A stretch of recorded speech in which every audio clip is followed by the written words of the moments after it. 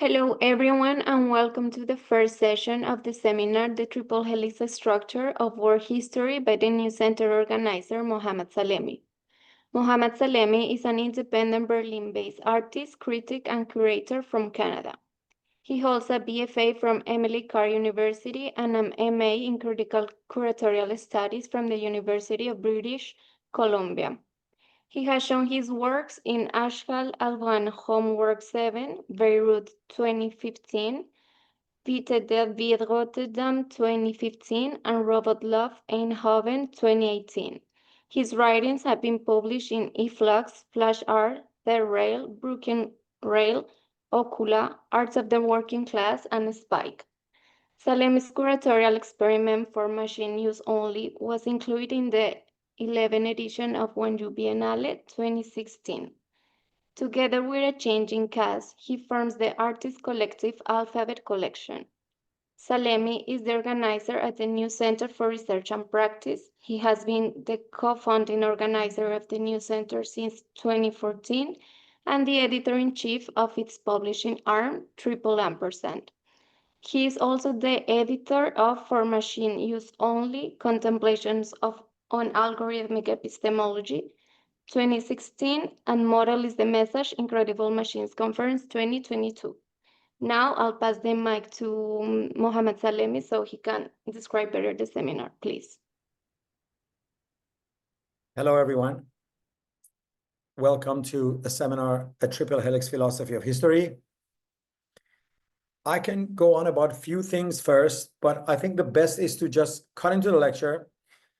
I've prepared an introductory lecture for today, and then we get to go over the text in the reading list and begin talking about the assignments and talk about how, with the help of the moderator, we would like to break you down into groups as you saw in the syllabus that was provided to you on Monday, and how we go about conducting the rest of the 3 sessions of the seminar. So this seminar is going to be a collective intellectual endeavor that, if successful, may radically alter how we conceive the nature and function of history. Now, I'm not a historian, nor I'm a philosopher, but I think my training as an artist and a curator and my life experience and my sheer interest in connecting philosophy to fields that I've professionally trained in and fields that I've shown interest in throughout my life will provide a great opportunity to approach the topics of history and philosophy through this seminar. What we embark upon here is not merely an exercise in alternative thinking, but an active intervention into the existing conceptual frameworks through which history has traditionally been studied, taught, and written about. We are not here to reflect on history, its essence or nature, but to actively reconstruct its epistemological foundations and methodological orientation. Let us begin by reconsidering what is meant by history. The conventional conception of history, largely inherited from the European Enlightenment traditions and modern historiography, has predominantly been linear or cyclical. Linear histories tend to describe an ordered succession of events leading towards an apparent teleological endpoint, a climax that justifies or at least renders intelligible all that precedes it. Cyclical histories, on the other side, emphasize recurrence, the repetitive and seemingly eternal return of particular events, themes, or outcomes. The model proposed here, however, emerges from a critical dissatisfaction with both of these prevailing conceptions, while at the same time trying to incorporate them into the system that we are going to build together. We strive to transcend simplistic linearity and repetitive cyclicality, introducing instead a structural, relational, and multidimensional approach that incorporates both. This approach views history as a dynamic, constantly unfolding across interrelated domains that simultaneously interact, diverge, and re-entangle over time. From a certain angle, when you're looking at this model, history might look cyclical, but from the other angle, it would not, and it would look more like a linear with a linear movement with ebb and flows. This model we call the triple helix of history. To push the analogy even further, we must attend to how mutation in both genetics and history generates possibilities that may either expand or threaten the viability of the entire system. So as you know, the triple helix model is borrowed from biology, from the structure of DNA, and in a way, the way RNA becomes or informs the structure of DNA. And in a way, you can maybe even consider this a system or a model that incorporates RNA to DNA. But we get into all these like the use of biology as a metaphor here later in this lecture and in the following lectures.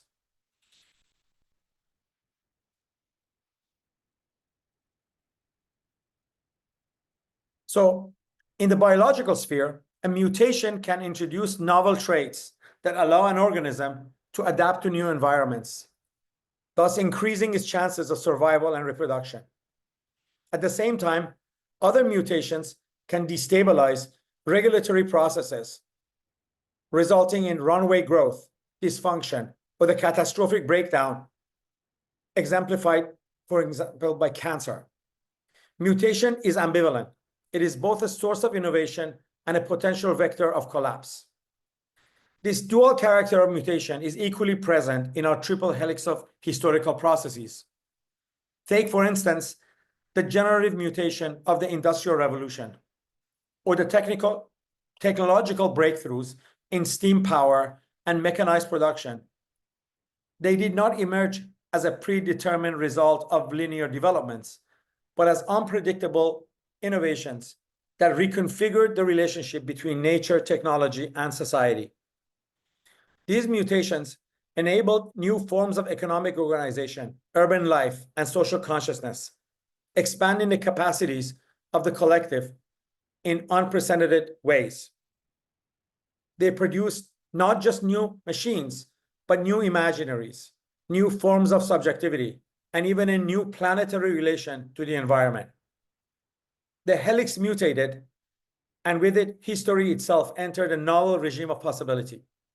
By contrast, history is also marked by mutations that echo the negative logic of cancer.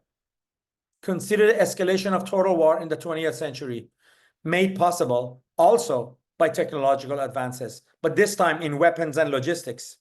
Here, the mutations did not merely introduce new capacities, but turned the system's own power against itself.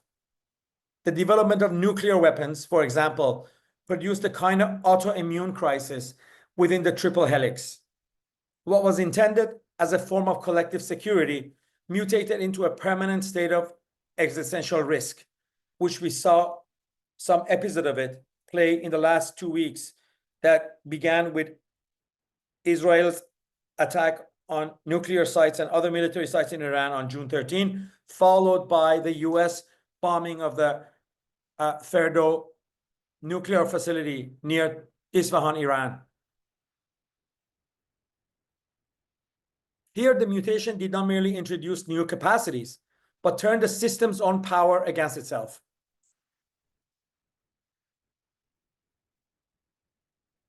Like cancer, these destructive mutations arise from within the system's own processes of growth, replication, and adaptation, but somehow they spiral out of regulatory control, threatening the very continuity of the social and natural fabric. Now, the value of the triple helix model is precisely in its capacity to hold open this ambivalence. Mutation, whether in biology or history, is not a sign of failure or of progress alone. It is a structural principle that allows for both flourishing and catastrophe, new beginnings, and also dead ends. To think historically with a helix is to remain attentive to this double possibility, to recognize that the forces driving expansion and collapse are often the same, and that the outcome is never given in advance. Now, regarding the use of this genetic and biological metaphor, we have to remember that every metaphor, no matter how illuminating, brings with it the risk of concealment and distortion. The genetic or the biological metaphor that I'm using throughout the seminar, but particularly in this first session, powerful that it is, cannot encompass the full multidimensionality and turbulence of historical processes as they unfold or as they have unfolded in the past. Metaphors are not total explanations. They are at best diagrams, images that momentarily crystallize aspects of a far vaster and more complex realities. In using the triple helix as a lens for reconfiguring our understanding of history, we must remain conscious of its provisionality. Biological metaphors inevitably privilege notions of code, inheritance, mutation, yet the historical field exceeds the regularities of even the most sophisticated genetic or nervous or biological systems. Social processes, technological developments, and natural events interact with layers of reflexivity, meaning, and agency that no genetic sequence can fully contain. They also come with a level of self-consciousness that exceeds what kind of self-consciousness biological and genetic systems have, without having kind of like the language like we do, and without the self-reflexivity that are the features of human and these days of the machines that we use. The metaphor is useful so long as it remains a tool for thinking and visualizing, not an orthodoxy or cage. It should provoke questions, make the invisible visible, and help us map relations that would otherwise escape our limited sensory and conceptual apparatus. As soon as we begin to mistake the metaphor for the model itself, or imagine that historical process is governed by biological necessity, we risk reducing the very complexity we set out to illuminate. The work then is to hold the metaphor open, to use it as a bridge into the multidimensional field of history, while never mistaking it for the field itself. To better grasp the logic behind this triple helix, we must begin at the very genesis of historical process itself. Imagine history initially as a single, undifferentiated field of potentialities. Picture this primordial condition not as a blank slate, but rather as a vibrant reservoir of every possibility. The universe at the dawn of the Big Bang, an open field that has not yet differentiated into distinct threads. At this stage, the strands we will later come to identify as nature, technology, and society are implicit and indistinguishable. They're intertwined within the single unified force of becoming.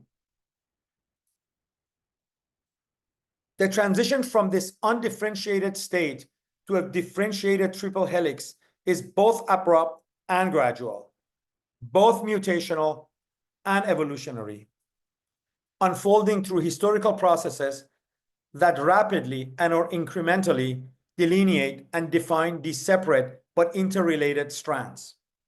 Over time, this singular historical thread begins to differentiate under conditions of necessity, possibility, probability, and contingency. That range is very important to keep in mind, from necessity to possibility, to probability, and to contingency. Consider the primary stand that first sprang out of this absolute potentiality of the cosmos that we just talked about. Let's call it nature. The first strand. This strand encompasses the fundamental material conditions of existence, later expanding to other possibilities, such as the cosmic climate, the interstellar planetary, and geological formations, and after the emergence of Earth into natural resources, and later into ecosystems and biological processes, which forms the other strand as we move forward. In classic history, natural history predates social history. Once the evolution results in the emergence of the human and the developmental landscape that we call the human domain, natural history kind of begin to decline. And supposedly what takes up the arrow of time is developments within the human or within the social field. But we're here to basically reject that. Because in our triple helix model, nature is not pacified by human background against which history as a particular domain of humans unfold. Rather, nature here is always actively constitutive of historical possibility, a fundamental element shaping, enabling, and constraining historical movement or historical action. Climate shifts, geological upheavals, ecological transformation, all these phenomena dynamically interact with and affect the course of history. They never really disappear or lose significance. They have ebbs and flows. Nature might not be putting a lot of intensity and pressure on the shape of history, but certain contingencies or certain necessities or certain possibilities might bring it back to exert more intensity on the structure of the helix and moving the general direction of time towards itself. Think of climate change. Think of a possibility of a massive asteroid hitting Earth and destroying life on Earth, for instance. That's how nature can return and put a little or a lot of intensity into the structure of history. So, but after the emergence of nature, and here, just to be clear, by nature here, I really mean inanimate, the inanimate nature, the natural world, the geological world, right? As the first strand out of the pure potentiality of the cosmos, the emergence of technology is the second strand to emerge. Technology here refers not only to specific inventions, tools, or gadgets, but more broadly to the infrastructure and systems that mediate the increasingly overlapping concepts of life and intelligence within the inanimate natural world. So the technological domain, for our purpose, encompasses tools, machines, information systems, transportation networks, and a broader infrastructure, each of which has its own logic and conditions. But it doesn't end there, because what we have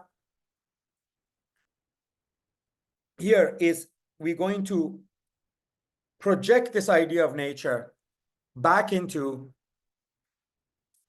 the constitutive force that enabled the passage from inert matter, the inanimate life, the dead matter, to living, individuating intelligent forms. So this stance invites accusations of anachronism, of projecting modern categories backward into natural history. Yet this is precisely the epistemological operation we must defend. By allowing our contemporary understanding of technology, information, and self-organization to recalibrate how we look at the emergence of life. By doing that, we do not distort the past, but rather bring its latent structures into conceptual focus. So if we're able to project our understanding of technology as it was developed by humans back into the natural world, we're able to further deepen our understanding of the natural world. And here, I'm not being the original person to have proposed that, and we're going to get into where these ideas come from. Only through such recursive frameworks can we adequately theorize how what we call technology is coextensive with and inseparable from the origins of life and intelligence themselves. So this time, we're going to return to genetics, but not as a metaphor, but to its material reality. The appearance of genetic code is the inauguration of an actual technology within the nature. Now, we should also talk about the nervous system, the cell membrane, all this sort of like new biological things that have expanded the projection of our understanding of technology into nature. But this began with how genetics were understood as some kind of like a code.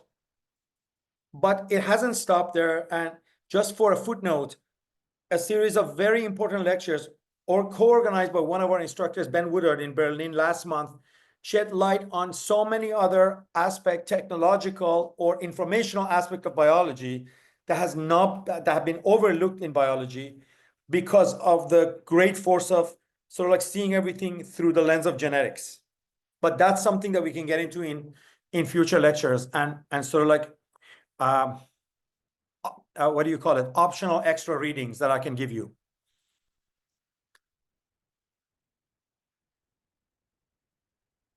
So the appearance of the genetic code is the inauguration of an actual technology within nature, one that marks the differentiation of the living from the non-living. Genes, RNA, and the cellular machinery of transcription, translation, and replication are informational and technical systems, not simply chemical accidents. They constitute a proto-technical substrate in which feedback loops, error correction, and homeostatic regulation, but also archiving and recording and memorizing happens. The cell membrane is not just a passive boundary, but an active technology of individuation. It separates, filters, and establishes the most primal distinction between inside and outside, between organism and environment. This is the site of what Bernhard Stiegler calls the origin of individuation. Now here, where I'm dropping the reference, most of us have become familiar with this new conception of technology through the work of Stiegler in his magnum opus 3-part books called Techniques and Time. This is the point at which, according to Stiegler, matter acquires the capacity to externalize, to remember, and project itself across time. As Stiegler writes, quote, "The living being is not only a bearer of life, but also a bearer of techniques, of prosthesis, of exteriorization. There is no life without techniques, and techniques is the pursuit of life by means other than life." This is from page 134 of Techniques and Time, volume 1. In other words, techniques is not simply an invention added to life.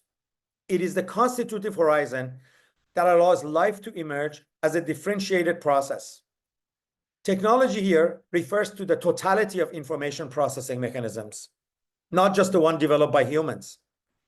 The feedback circuits of metabolism, the error checking of genetic replication, the threshold of homeostasis, and later the invention of nervous system and the exteriorization of memory are all part of this self-developed technological system out of the inanimate world into life, beginning with a single cell and developing into all the species around the earth. It is at this point that the distinction between life and intelligence loses its clarity and reveals itself as a recursive fold within the technological. What is life? What is intelligence? They emerge around the same time. And in a way, they overlap so unclearly, which is so hard to define. What is life? What is intelligence? Something that looks intelligent from another side could look like life, and something that's called a sign of life is actually a sign of intelligence.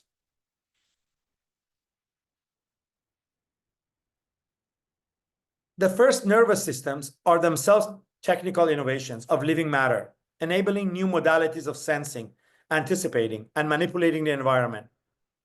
The individuation of living system is always already a technological operation.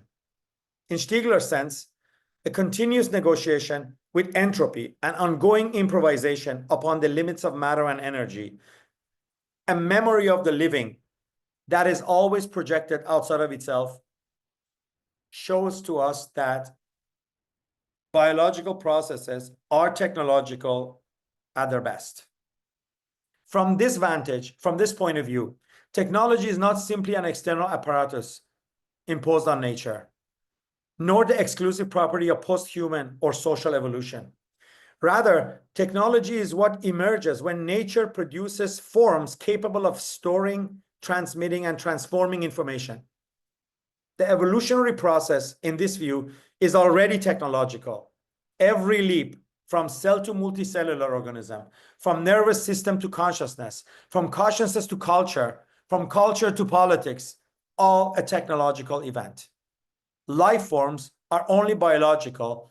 They're not only biological, sorry, but they're also technological developments composed of and enabled by layers of inherited material and symbolic techniques. Stigler insists that, quote, with techniques, life invents its future by means other than life. And this future, which is memory, becomes for the first time the capacity to repeat and differ, to inherit and to innovate. Techniques and Time, page 135. Thus, when we speak of the technological strand in the Triple-Helix, we are not tracing the history of gadgets, machines, or tools, but the much longer and more fundamental history of the technical as the principle of individuation and historicity.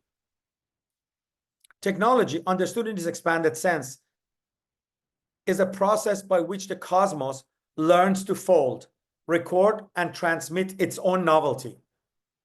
Crucially, technology cannot also be understood as something external to humanity, exclusively belonging to the realms of intelligence and life.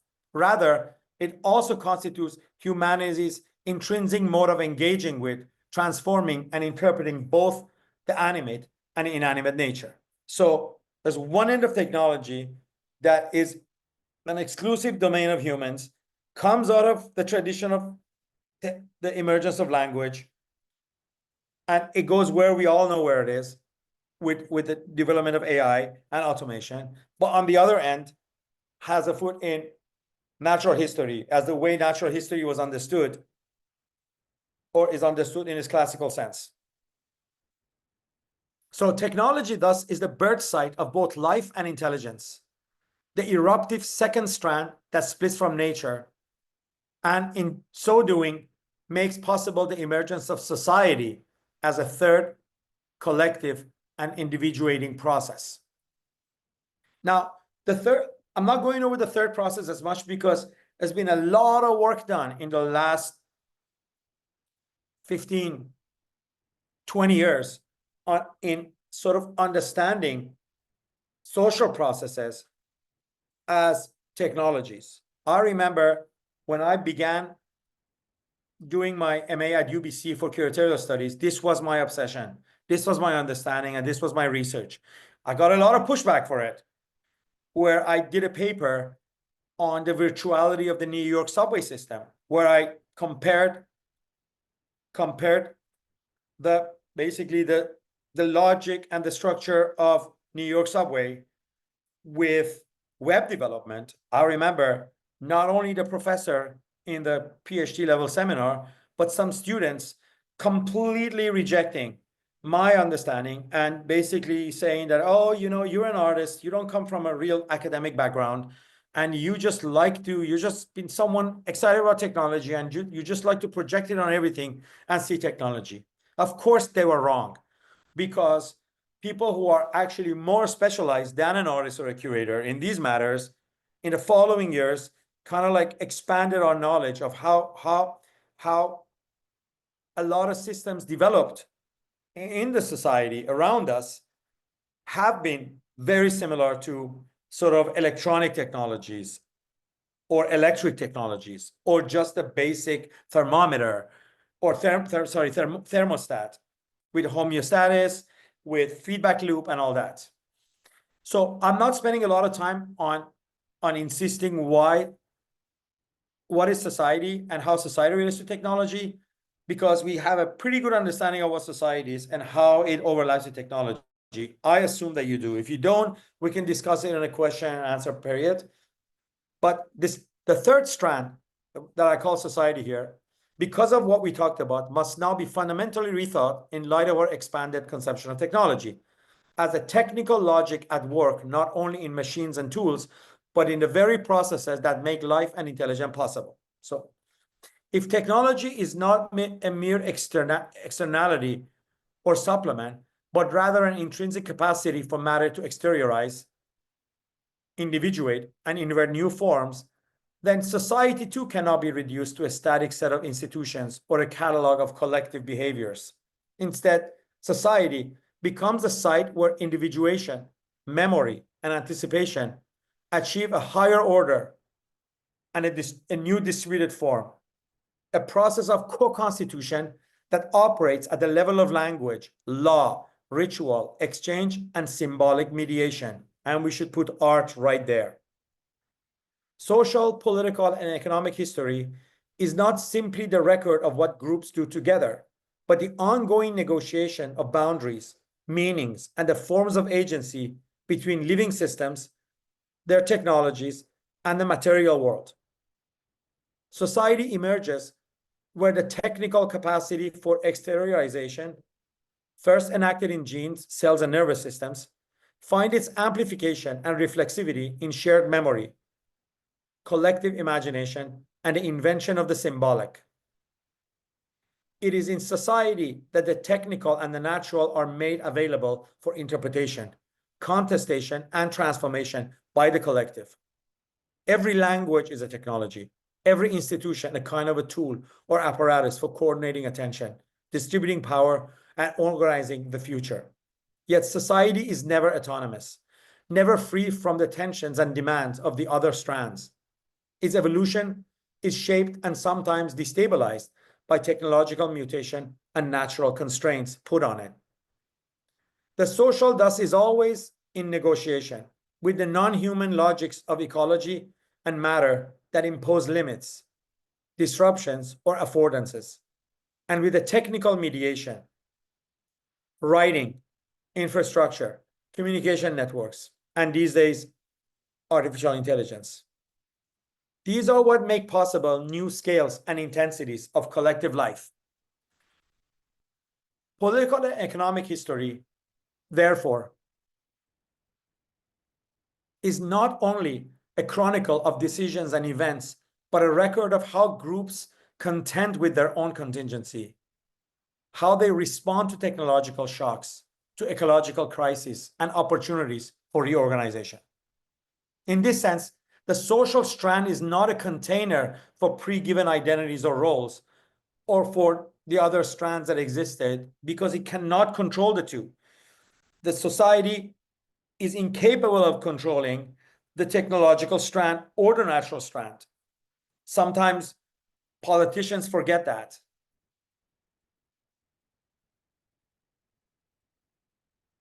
So what is it? So the social strand is an active process of individuation at the collective level. It is here that the recursive relation between memory and anticipation become explicit, as societies struggle to inherit, reinterpret, and sometimes overturn both natural and technological inheritances or debts.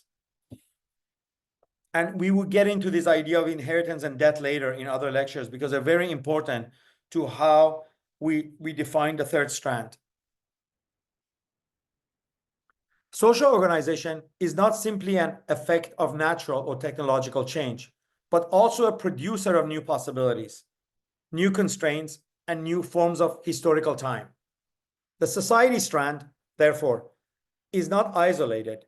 It is in perpetual tension and exchange with nature and technology, both shaping and being shaped by the transformations that emerge in the helix's ceaseless rotation.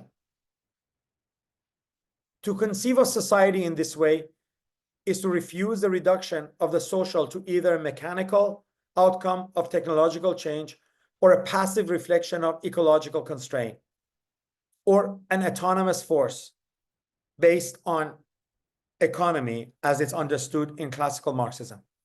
Instead, we treat it as a site of reflexive agency, of collective invention and memory, of both the resistance and the acceleration of change.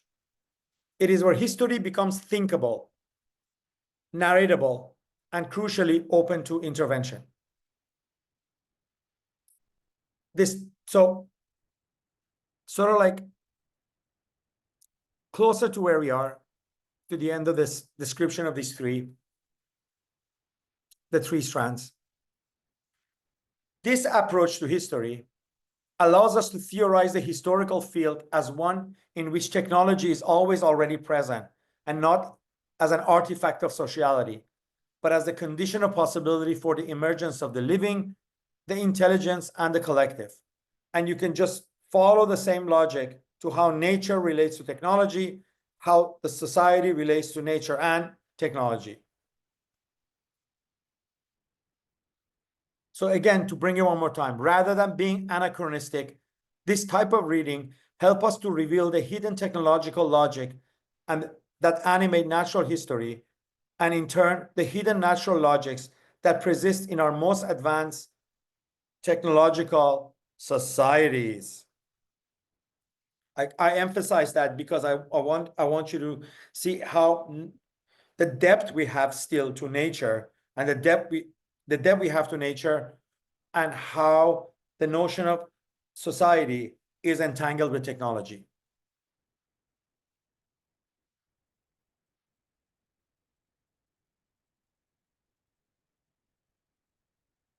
Now, it is crucial to emphasize that while these strands become distinct through historical differentiation, they never truly separate entirely. The process of historical concertization or harmony, the transformation of potential futures into tangible present and definitive pasts written down, is precisely the means by which these strands remain fundamentally intertwined but open-ended. To speak of one domain in isolation is to obscure how deeply interconnected each is within the others.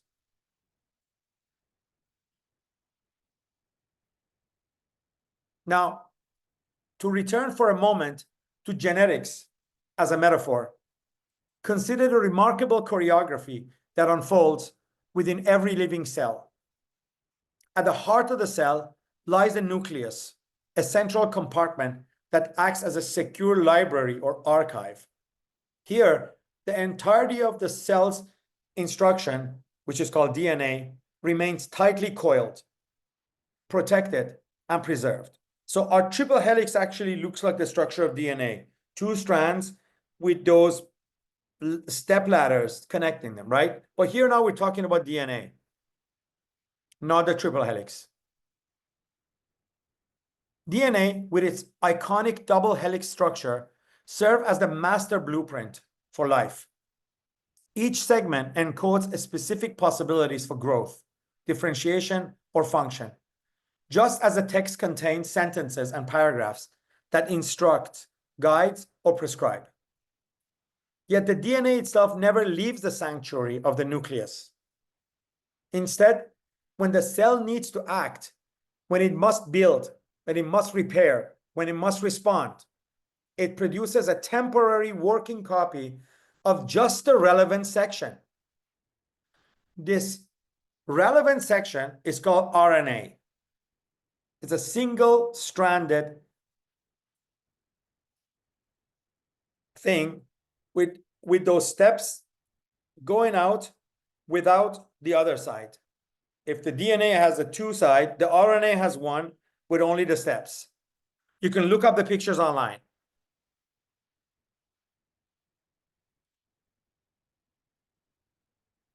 This is RNA. a single-stranded, agile messenger that faithfully carries the selected instructions beyond the nucleus into the wider arena of the cell. RNA is the intermediary that translates stored information into active living processes, ensuring that the instructions archived in the genetic library can be enacted precisely where and when they're headed. Now, let us transpose this logic onto the triple helix model of history.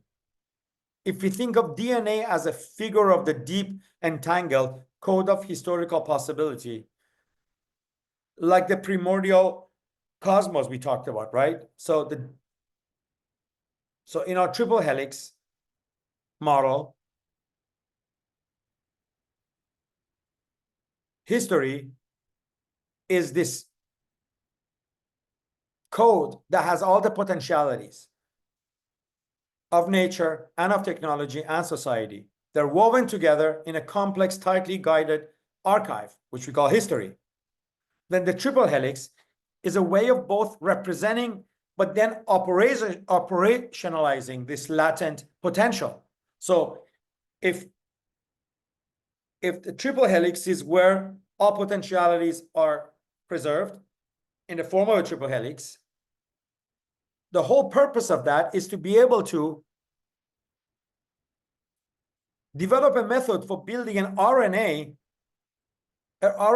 type needed a strategy for exerting, recombining, and expressing those strands of history that otherwise remains abstract or inert, and somehow act upon the world outside of the secure space of the archive, which basically the abstract notion of history, right? So just as RNA makes the master instruction available for the real processes and concrete transformation, the triple helix model mobilizes the tightly wounded codes of natural, technological, and social possibility, and then carrying them onto the open field where historical life is actually lived, contested, and made. The triple helix then is not a passive diagram, but a messenger technology, a generative logic that shuttles between the archive of what could be or what could have been but it wasn't, and the dispersed embodied sites where history becomes actual. It allows us to access, recombine, and enact the instructions encoded in the depths of the historical processes without ever imagining that we possess or exhaust the archive itself. In this way, just as the living cell relies on both the permanence of DNA and the flexibility of RNA, historical thinking depends on both the preservation of complexity and capacity for creative and context-specific mobilization, but at the same time, acting upon the world. So the triple helix is our DNA turning RNA. It's the DNA and the RNA. It's a DNA system that actually enables the RNA message to act upon the world.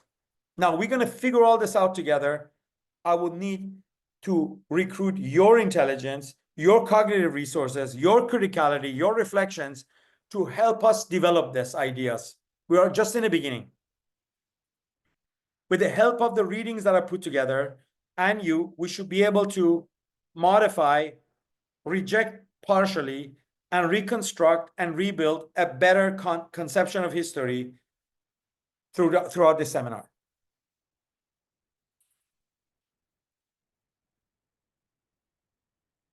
I can go on, but let's see how we're doing in time. I think we've done about 50 minutes so far.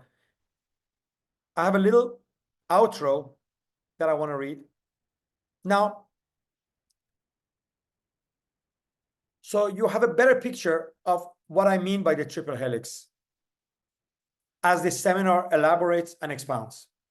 The triple helix is not a set of parallel threads, but a recursive, co-evolving system in which every advance in individuation, memory, and intelligence is at root a technological event, a staging of the capacity for the world to exteriorize itself, remember itself, and transform itself in ways that always exceed the present. How exactly do these strands maintain coherence and connectedness despite the differentiation The answer lies in the concept of these connecting tissues that constitute the ladder in both the double helix of DNA and the single strand of RNA.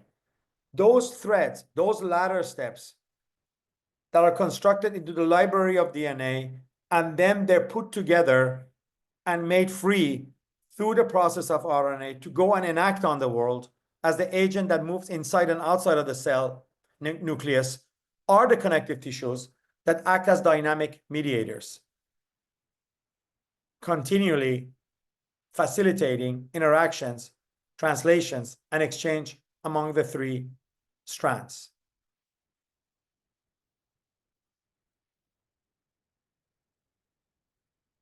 Now, I think for the next little while, I want to basically go over each text and kind of highlight the reasons why I thought they're important to read. I think it's a good way to introduce the reading list. And when I teach, I follow this model, and I hope you guys enjoy it too.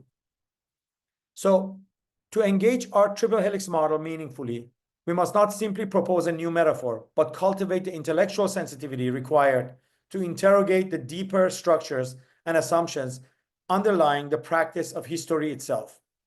Our readings that I have carefully selected do not form a curriculum in the conventional sense. They are not milestones along a clear path. Rather, they are a constellation, luminous and distinct, overlapping and contradictory, and only intelligible in their shifting relations. But together, they constitute the methodological, philosophical, and epistemological foundations of our exploration and our seminar. So they're not answers, but they're provocations. They don't directly deal with the topic of the seminar, but tangentially. But each one of them asks, what does it mean to think historically?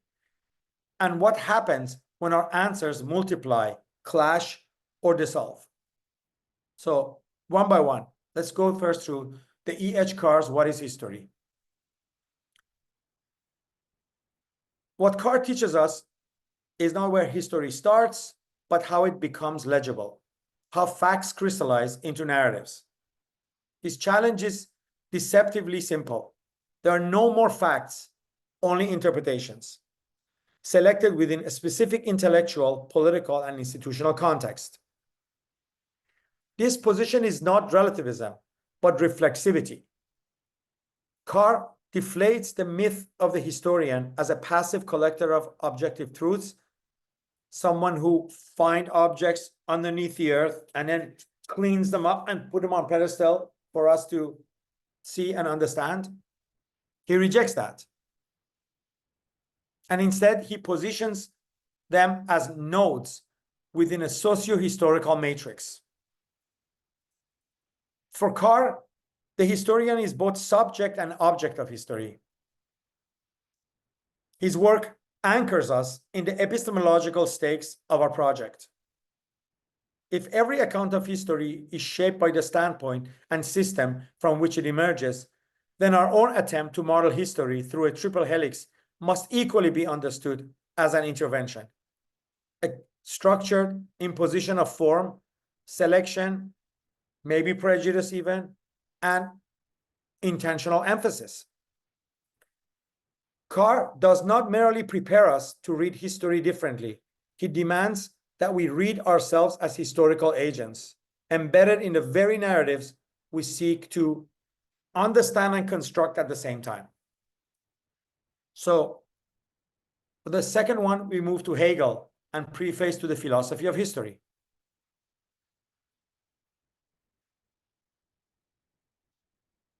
If you want to put Hegel's project in relation to history in a single phrase, it would be metaphysical ambition.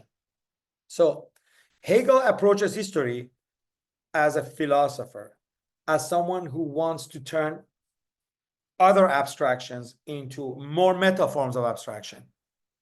For him, history is not only a series of events or struggles, so that much shares with Carr, but then for him, history is the theater in which spirit becomes conscious of itself. This process is not arbitrary or contingent. For Hegel, this process is very rational, very dialectic, and now we can say very technological. These are things we've understood recently, and actually we've had seminars on a 21st century reading of Hegel by Reza Negarestani and by others.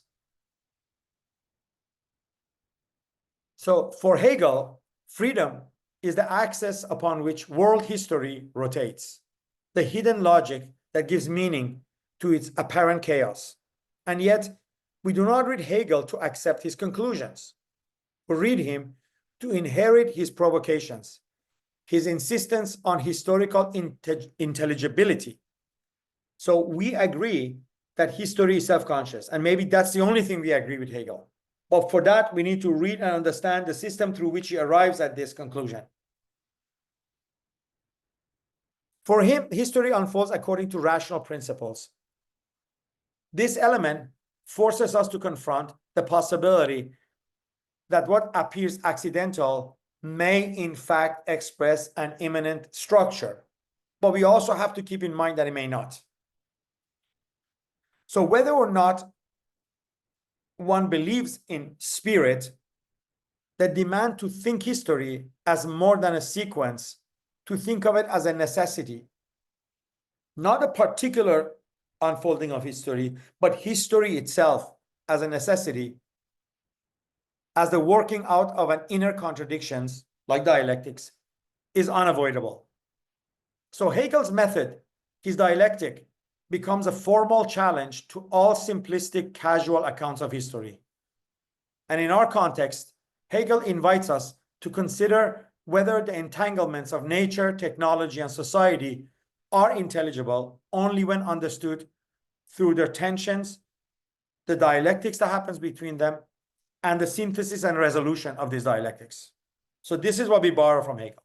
Now, for the model of triple-helix, we're relying on Lidersdorf's concept of the triple-helix and the knowledge-based economy. Now, I have a particular relationship with this because I came up with the idea of triple-helix for history before I put the triple-helix in Google and find out that Loet Lidersdorf has worked on the idea of triple-helix, but for understanding what a knowledge-based economy means. So the context in which he uses triple-helix is completely different than ours.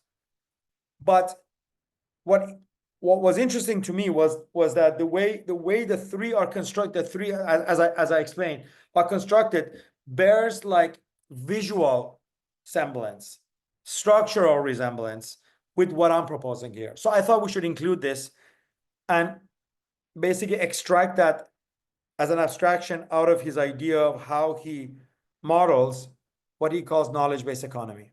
So he provides a structural inspiration for our seminars, titular model, but its contribution is not limited to terminology. He offers a theory of coevolution, of systemic interaction among distinct institutional domains. For him, they're university, industry, and government. For him, these three domains drive innovation. He reframes agency not as emanating from discrete actors or isolated decisions, but as emerging from the recursive feedback between domains, operating under different logics and codes. So you see the similarity is not just the terminology of triple-helix. So the value of his model lies in its refusal to primacy. No strand is sovereign. No domain dictates the other unilaterally, even when it tries, like when Trump tried to muck with Harvard University.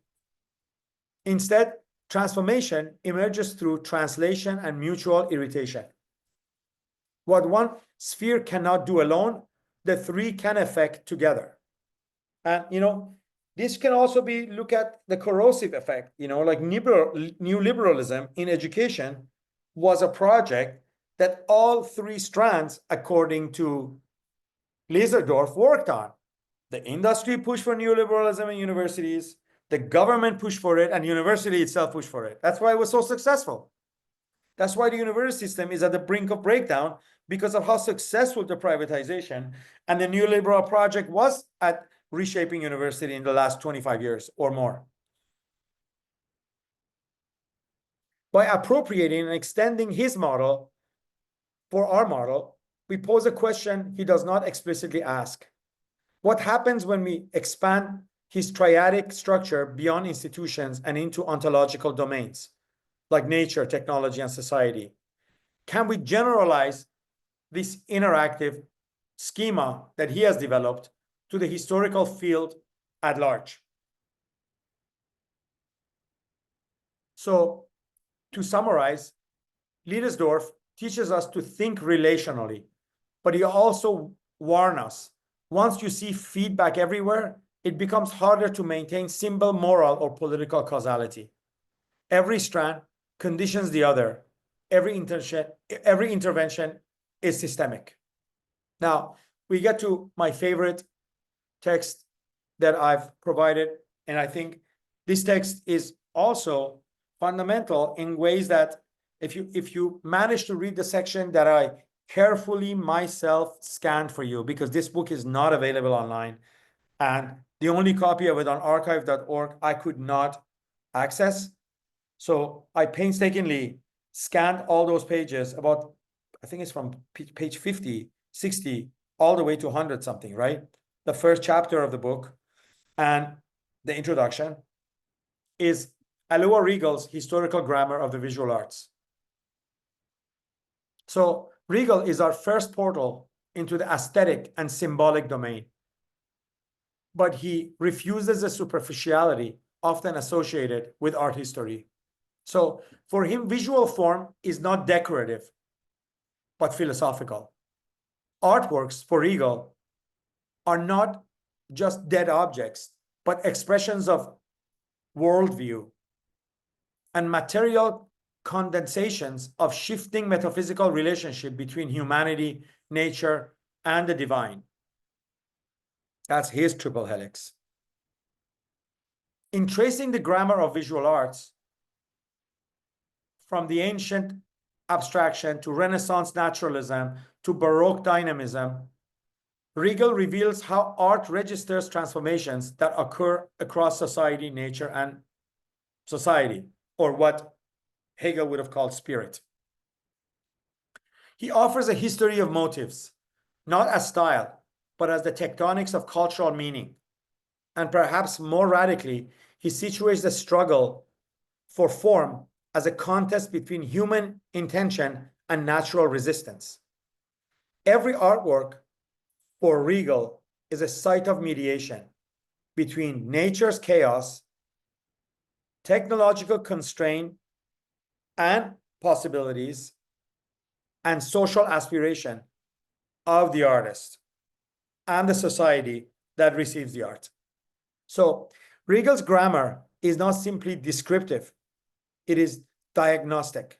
Now, just to think of visual art, the structure of visual art, as grammar rather than a vocabulary was pretty revolutionary for late 19th century, because back then everybody was, according to Regal, if you read the full book, he chooses this title for his book because he looks around the Vienna Circle, the original people that really put the methodology of art history together, and see them obsessed with isolated motifs, isolated iconography, isolated sign, and what it means. So to them, their work of all the other art historians was about developing the vocabulary of art, like a dictionary.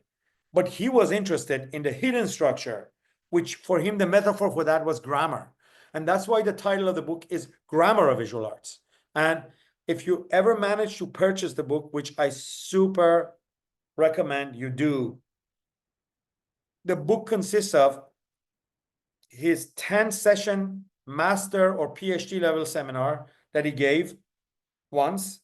And then 10 years later, he updated it and gave the same 10 lectures again, but with new information borrowed from science and art historical developments to update his ideas. So the book is basically like you read the same book twice with 10-year difference in between, and you see how ideas in the mind of a author shift according to basically new knowledge. This is what I'm hoping to achieve throughout the seminar with you, to move the ideas I'm presenting in the first session further in time. Let's just put it that way.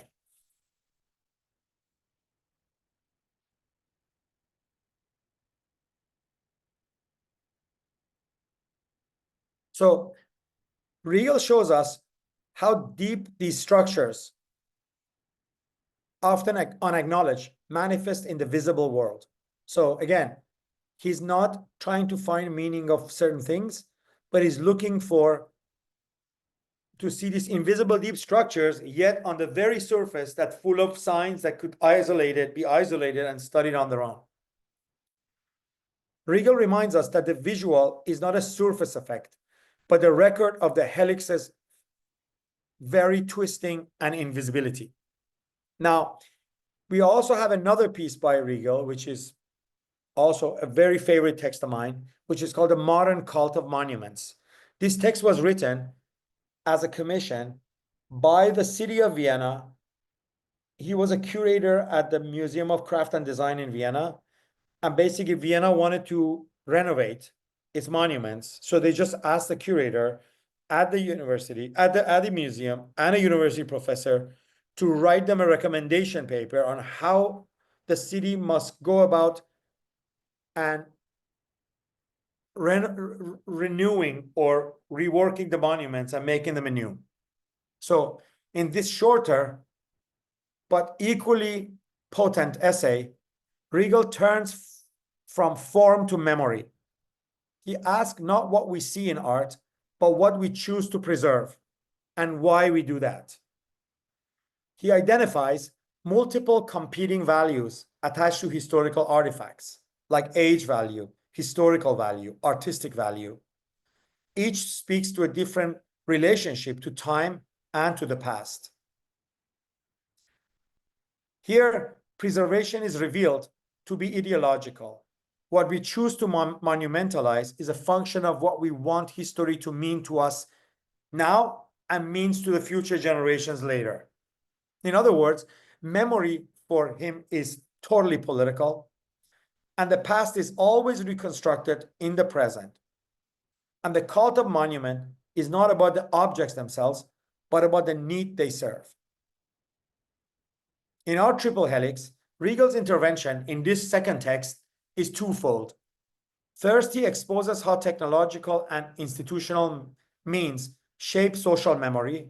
And second, he reminds us that even nature, the decay of stone, the erosion of ruins upon monuments, is not simply deconstruction, but an aesthetic and cultural force. So for him, the past is not inert. It competes with itself through the values we impose upon the present. Now, the interesting footnote here is that this essay, and basically just to be brief, the recommendation that he gives to the city of Vienna, you can kind of like, if you read the paper, you see through the lines, is that do not perfectly fix these monuments. You want to leave some signs of time, wind, erosion, because this erosion shows people the passage of time that makes the monument more monumental. So in order to restore the monument, you only have to stop the erosion and maybe do a little bit of renovation.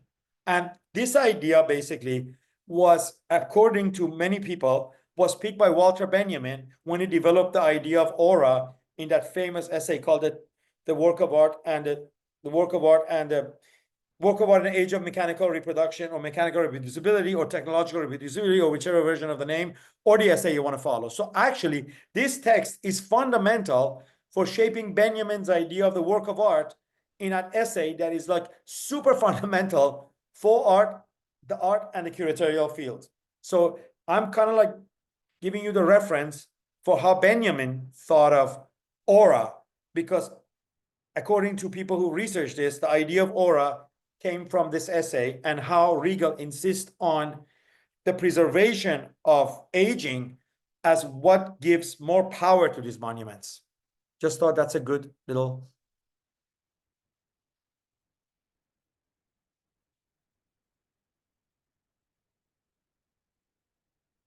I'm going to be a little bit faster and not get into like footnotes and basically go through the other texts because I don't think we have a lot of time. But I think if I can get a sign from the class, are you guys absorbing this? Is this good, or you want me to stop? Because I can also provide you with the text of my summaries. I don't know which way you want to go, but I'm super happy to hear from you.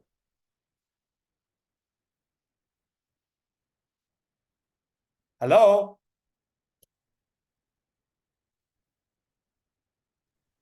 I think it's super, super energizing and really great the way you presented. Like we should. Are you sure? Yeah, definitely. Excellent.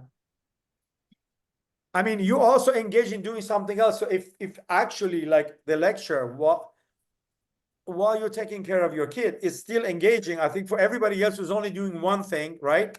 It's pretty good, right? Could you also provide the notes at the end as well? Of course. I mean, not maybe right away, but I'm into providing the notes, the entirety of the lecture and everything, because I think it's kind of important. You know, I'm also trying to set an example as the organizer of the New Center in how I would like seminars to be taught at the New Center, which is comprehensive and well thought of and sort of like traceable. Yes, totally. And Hugh, very nice to see you in the seminar. I'm so humbled that you took the class, really. Okay, so let's go back to the text, right? Okay, so now. No, sorry, it was Peggy. She had her hand up. Maybe. Okay, Peggy, go ahead, Peggy. I was going to say that I think this is actually fantastic. It really relates to a lot of things I've been thinking about and struggling as an American. It really is helpful to be doing this. So I'm super excited for the class. Excellent. And I just want to show you a non-human entity, which you could have heard in the background a little bit, which is a family of yours. Here it is. That is Ira. And Ira's not happy because I'm loud. So Ira has been kind of making sound in the background like, shut up, what are you doing here? I need to sleep. But sorry, Ira, I really have to continue on. So you can This go is back to Harley, and Harley's snoring. Hello, Harley. Yeah, you know, we know these. Yours is a pug, right? She's a pug mix with a Jack Russell, but she is more. And yours is not a pug. Yours No, is. that guy is a real French bulldog, and she snores and makes sounds all the time. Anyways, okay, so let's get back to where we were.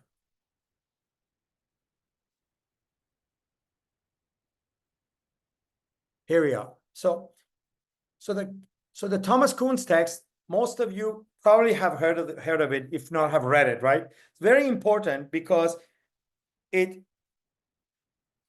about sort of like, it's about those mutations that we talked about. It's about those moments in which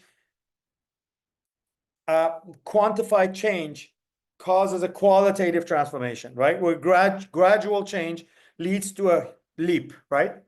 So Kuhn's thesis is revolutionary precisely because it disrupts the idea of scientific rationality as a slow cumulative process. In his account, science advances not through steady assertion, but through dramatic shifts, or what he called paradigm shifts or paradigm changes that reconfigure the very criteria of truth, method, and legitimacy. Science for him is not outside history, but profoundly embedded in it. Kuhn's contribution to our seminar lies in his theorization of rupture. What does it take for an entire worldview to collapse? How do anomalies accumulate to the point of system-wide breakdown? What are the psychological, institutional, and epistemic conditions under which a new paradigm becomes thinkable after? So his work adds a vital discontinuity to our helix. Transformations do not always come through dialogue or development incrementally. Sometimes they come through ruptures, violent, illegible, and only retrospectively explainable. Kuhn's work is not about science alone. It is a theory of historical transformation as the collapse of shared structures and the development of the new ones. Now, this really relates to Riegel's idea of worldview, written beautifully in 2 pages in the very beginning of the historical grammar. Those 2 pages, people have done PhDs on them. But that 2 pages of Riegel, I wish there was time for us to just read those 2 pages. But I would like, if you don't mind, I just have to point what pages they are in a reading, because I really think without reading those 2, it's very hard to grasp what we are doing here, right? So basically, if you go to page 57 of the book, which is called chapter 1. No, sorry.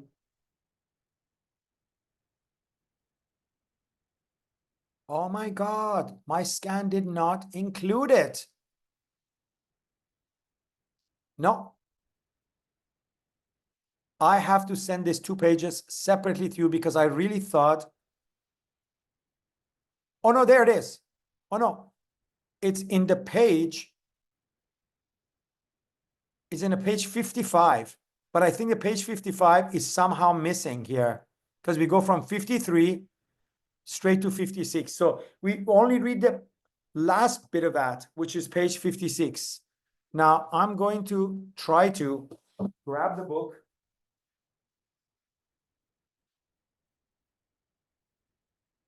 And read you from the book, but I'll provide you the scan shortly afterwards. It's a zone book.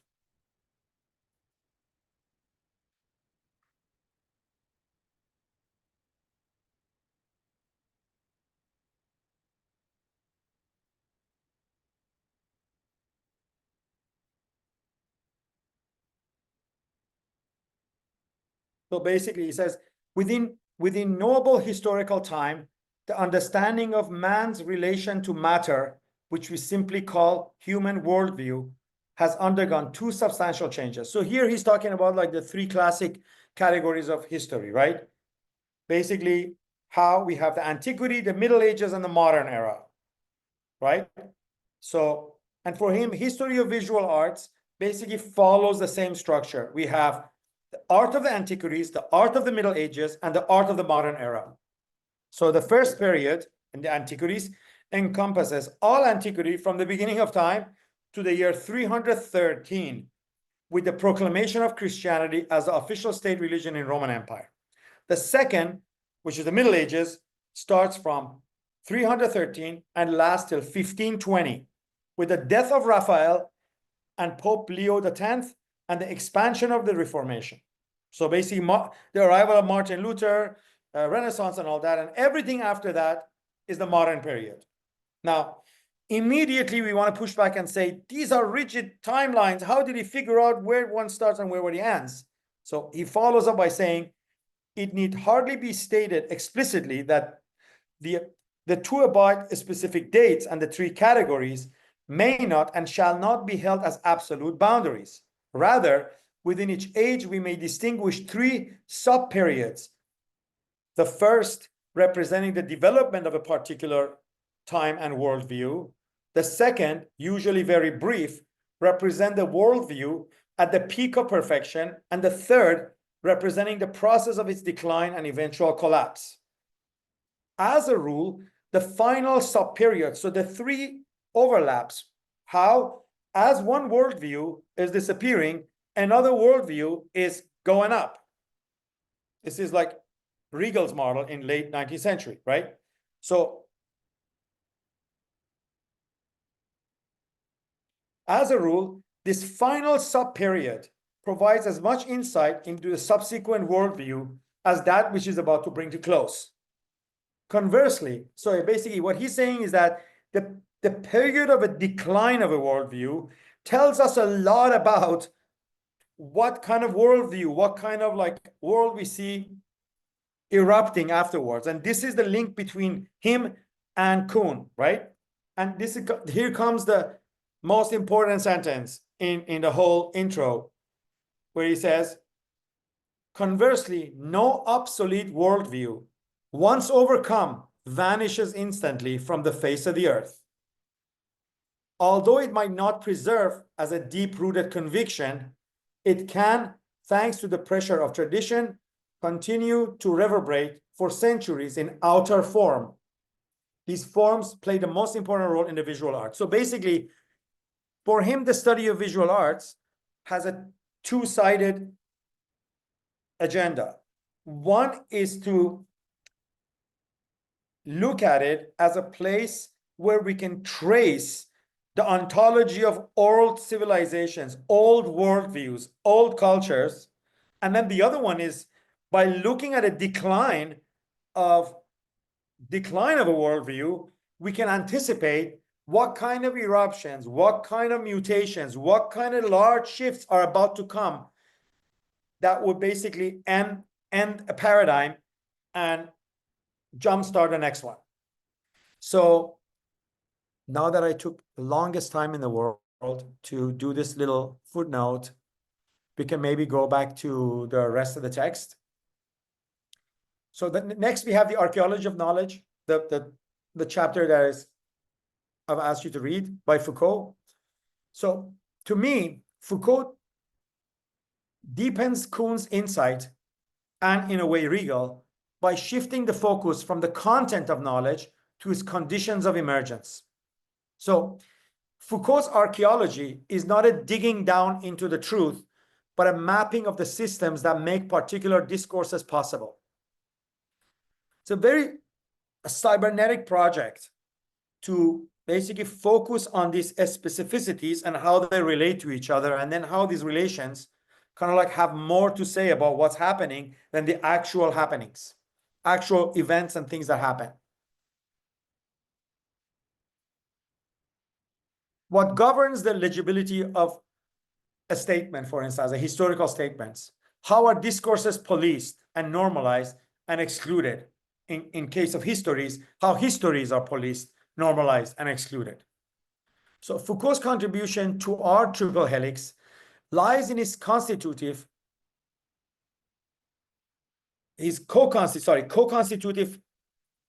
ability.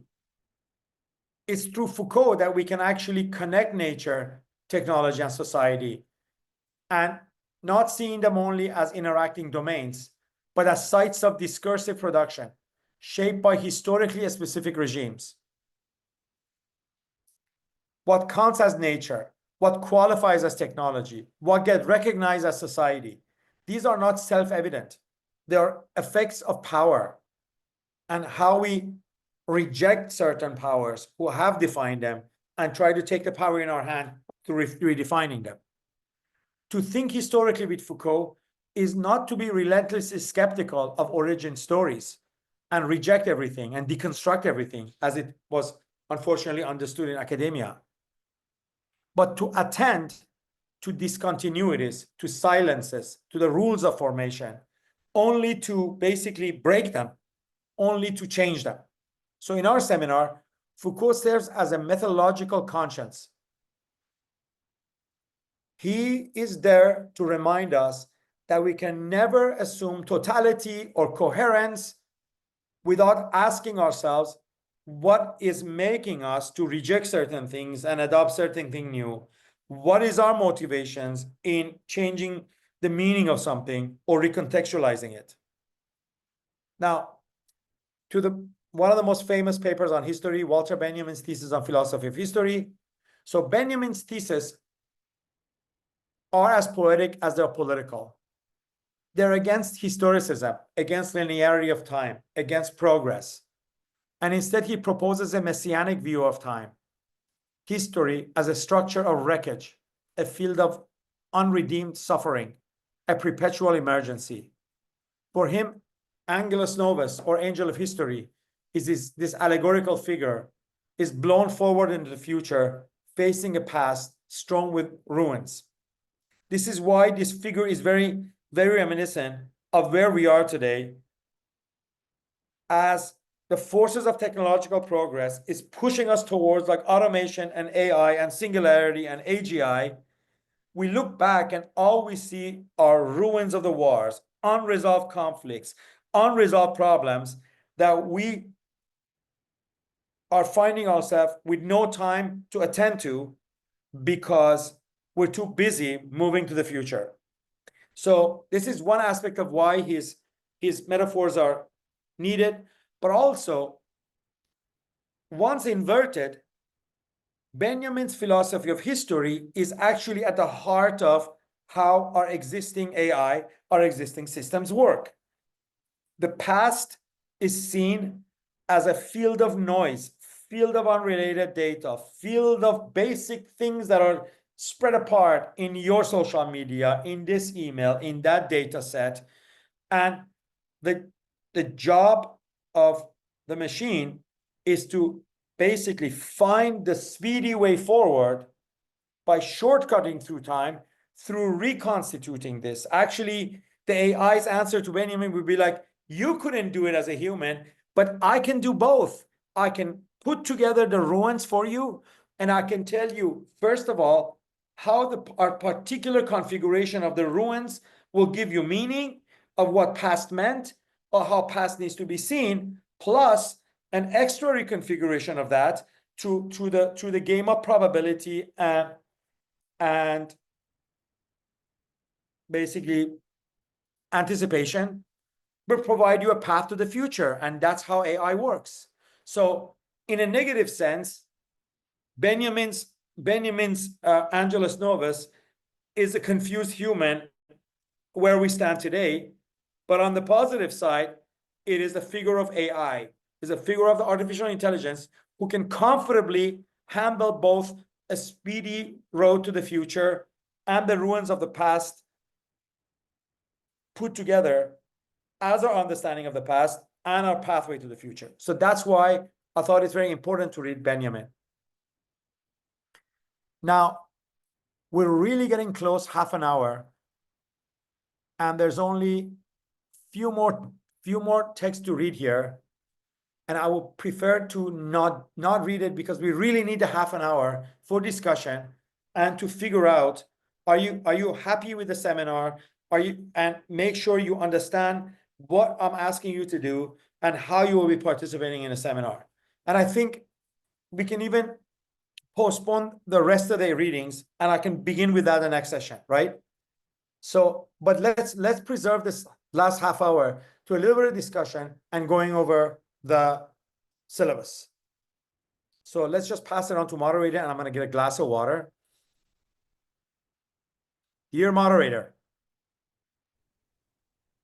Okay, so you want to what, fix the groups maybe, or? First, if somebody has an urgent question that needs to be addressed, let's talk about that. And then we preserve 10 minutes at the end for that. Okay. I see that Clara made a question. Maybe she wants to read it out loud. Go ahead, Clara. Oh, yes, but it's not really urgent. I was just wondering, I can read from the chat, what is the role of natural elements in the triple-helix model of history? Because like what I read from biology, I believe that water plays like a crucial role in biological triple-helix. So I was wondering, like, how can we transform the role of water as a stabilizing factor to what is happening in the world nowadays in terms of climate change? What you mentioned, also the ecological collapse. Well, your question is very specific, right? But I can give you just one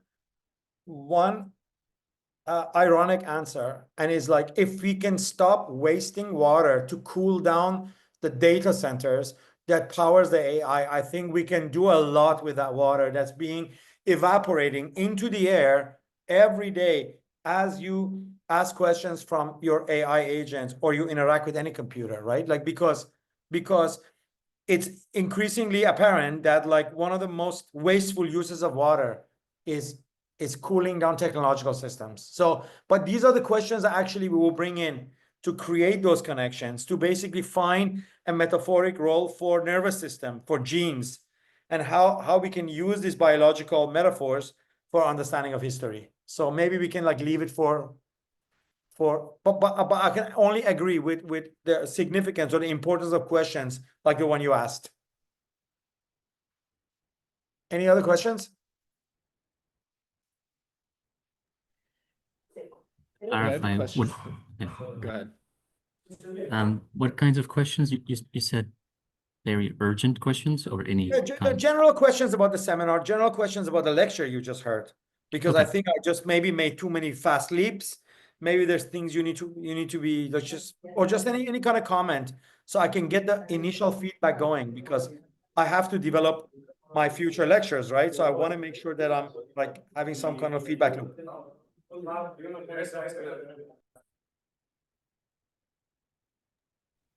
Okay, I think you can go for it. Okay, thanks. Yeah, this was all super interesting, and I really appreciate the close intertwinedness of all the papers. I have a question about in the paper about the triple helix model for history, it talked about knowledge as social coordination, and I was thinking about the ways you were talking about Benjamin's, the Angelus Novus, as potentially a form of understanding AI now, and the way in which AIs and machines have this larger repository of memory that we as humans could not access. And I wanted to ask, because one of the main questions I have in thinking about all these things is, if we think of knowledge as a social coordination, and we think of these how do I say, these machine intelligences that can access that, if we think about social coordination, some of that implies a sort of commonality and ability to persuade, an ability to share in the common meanings and justifications of knowledge. So how, when we're thinking about AI, do we think about that in which maybe we might logically reach conclusions or have an ability to indexically access more data about history, but in a way that, how do we persuade people where we might not be able to construct that trace in the same way? I don't know if that question makes sense. I think the most, I think I can shortcut it. Okay. To me, the shortcut is in refusing or resisting the sort of unification of AI systems into one. I think what can create this anchoring that you're talking about is that if we have more than one source of AGI, if through basically the fact that one good thing about free market maybe is this, that the free market, and one good thing about not having world government is the fact that, say, the Chinese multipolar entity will develop its own algorithm, its own AGI, its own superintelligence, whereas Elon Musk will develop his, and other companies will develop their own, right? And it's within this multiplicity. Is within these multiplicities where we might find our agencies, because unfortunately, in the public realm, she wants hugs. I don't know why, but it's within the competitive nature of geopolitical forces and corporate forces. We might find agency because we weren't early enough to develop a more ethical public domain. That's what OpenAI was supposed to be, right? An open source public domain AI that can be used as a trusted coordination of a social coordination. So, but I think the way we can think of this double negativity, one is the fact that technology and AI forces are coming out of free enterprise and coming out of this sheer neoliberal force of free enterprise, and the fact that we're still indebted to older systems of basically the new multipolar world is a return of a great power politics, right? So that's where we might find some agency in between, how using them against each other, finding ways to contradict them within each other, or we should get on with developing public domain open source AI, which can be used also as another point of entrance. But I think the most important answer to your question is, you know, just like you know how in democracies you have like legislative, you have executive, legislative, and judicial, right? We must have another field called sort of like the AI.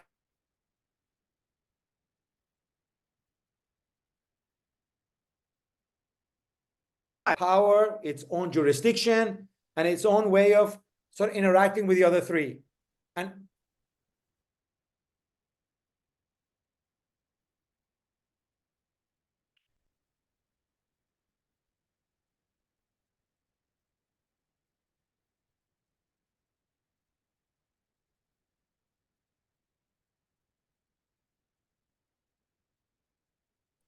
I think I lost the connection, right? I don't know where was I, but I think I answered enough, right?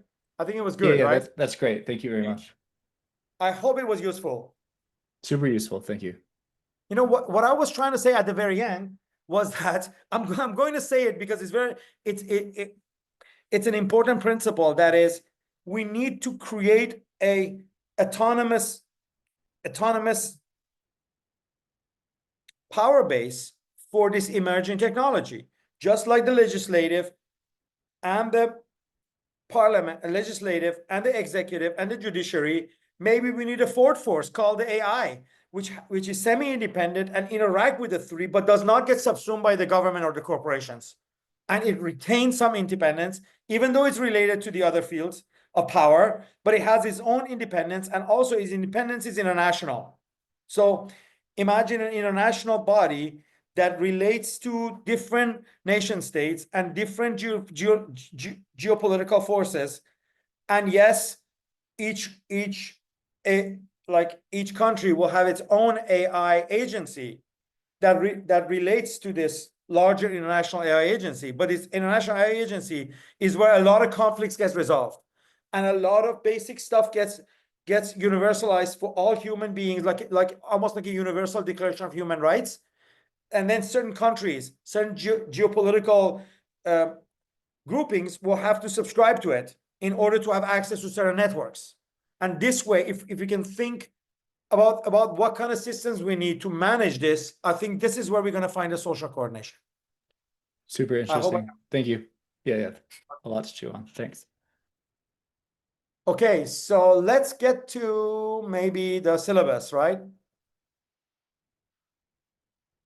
So the best is to say, do you guys have any question about the syllabus? Is there anything unclear about it? Because what I want to emphasize is two things: collaborative work and use of AI, right?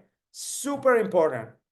So it's important to basically divide, like the moderator will help you do this throughout the next couple of days, to basically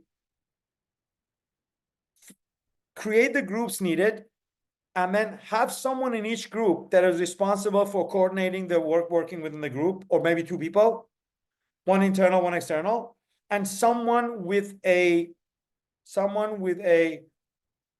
hopefully with a subscription to ChatGPT Premium, or someone with a good DeepSeek account, because DeepSeek is free, right? And DeepSeek is good enough. You don't have to have the ChatGPT Premium. So, but if somebody in a group does, that's great. But if they don't, the group can have someone who will then be responsible for sort of like the group interaction with AI, and try to like do a lot of the work with AI. I personally, as you could tell, developed my lecture with the help of several AI agents.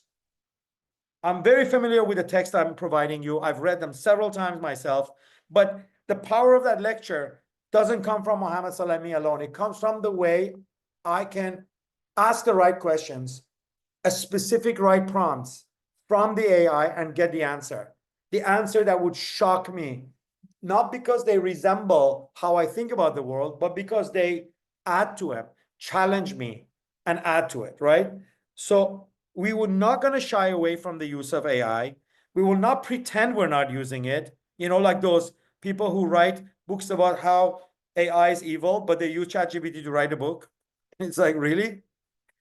So yeah, but we would stay aware of the Foucauldian notion of power and how these systems have prejudice built into them, how you can't really trust them, how you have to take the results from one to another, how you have to directly ask them. Don't give me marketing feedback about how great I am. Criticize my idea. What are the weak points of my argument? What are the weak points of the text I've written? How can it get improved? Then take it to the next one and take it to the other one. So this is the kind of work I'm interested. I'm interested in developing what you guys produce with what I will continue writing, and hopefully we'll publish it as a book. One of the books of the triple ampersand, right? And this is like really my goal is to us collectively develop stuff that is worth putting it in paper and in print. And you know, there's so much to talk about. And one of them is like the return of the print, because print does not get modified. You know, like you ask the same question twice from AI, it gives you two slightly different answers. If you keep asking the same question, actually there's an entropy. Sometimes you realize, oh my God, the earlier answers were much better, because as you ask the same question, it kind of get tired of answering you, and it just starts to like basically generate like less and less quality material. But once you put something in print, it's there forever. It's again like how analog photography now is the biggest thing, because analog photography has a relationship to how the light reflected on the world that then reflected through the lens onto the chemical surface and registered something that actually existed and is not pixel based, and it cannot be manipulated by AI, and it cannot be manipulated by machines. So there's a return to analog photography, both in the art world, but also in the real world. People are buying actual prints from actual negatives, because once you have it, you know that there's a certain level of like, nostalgia, you can say. But I also see like a level of certification that happens through this. So, and that's why I would like to see the result of our seminars put in print, put in a book. So any questions about the syllabus? There were some hands raised. Okay. So first I see Hawk. My first question was more related to the lecture. I'm not sure if it's a good Yes. ask that. So If it's not, I'll just say it's not, and then we can move on. understood. So I was wondering if you see the triple helix model as specifically proficient to analyzing history, or if you imagine it being able to then kind of enter into a feedback loop with its co-constituents or its undergirding constituents throughout a kind of like triple helixing of triple helixing, which is to say. Totally. This is what we're here to do. I'm only providing the jumpstart. This model can be destroyed, rebuilt, rejected, but it requires your active participation. So if you have then a triple helix of history, a triple helix of technology, a triple helix of society. Absolutely. Why nature. triple? You know, the significance is when you go from 2 to 3, it happens there, right? Because 2 is actually 1. And 2 is usually kind of like when you bifurcate something, you kind of like also limit its further development. But once you bring in the 3, the 4 and the 5 and the 6 are inevitable, right? Right. So this is really like, I'm so glad you asked this question, because this is really at the heart of this. And So I'm a gem. I would love to be challenged, and I would love this model to develop further with your help. So the final part then I would ask, how would you, if we say that like DNA is sited at the center of the nucleus, which is then, you know, inhabited by a body, and we imagine the body as the sort of black box through which we're analyzing that. And then you have the sort of triple helix as an extension of that, and then the quadratic helix, which is the helixing of the helixes that are undergirded by those pre-constituents. Then how would you cite, or where would you imagine that cited? Like, what's that black box that is the sort of like meta model of those undergirded constituents that we're discussing now? Okay, at the level of archive or at the level of life unfolding in real world? Which one? At which level? Well, it starts to get complicated because now it's moving back into metaphor, right? See, to me, the crazy moment to talk about all this is that with the development of AI, if we go back to our own metaphor, we're at a moment where, like, you know, it's like basically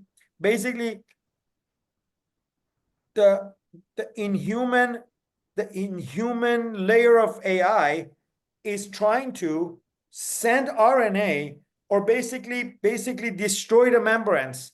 These distinctions between the archive and the RNA and the living world is all getting collapsed. You know, like imagine it this way. It used to be we use technology as an interface to talk to other humans, right? That's early internet, right? Wow, so amazing. Now there's this thing you can talk to other humans. Right?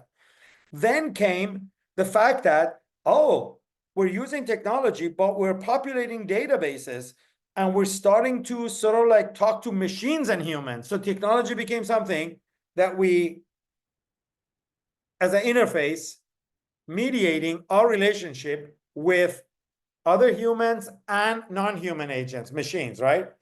Now we're at the level that humans are becoming the interface for AIs to talk to each other. I basically copy paste out of ChatGPT to you, and you feed it to a ChatGPT. So this whole role is changing, and we basically are talking about this concept in this moment where no one knows where we're going.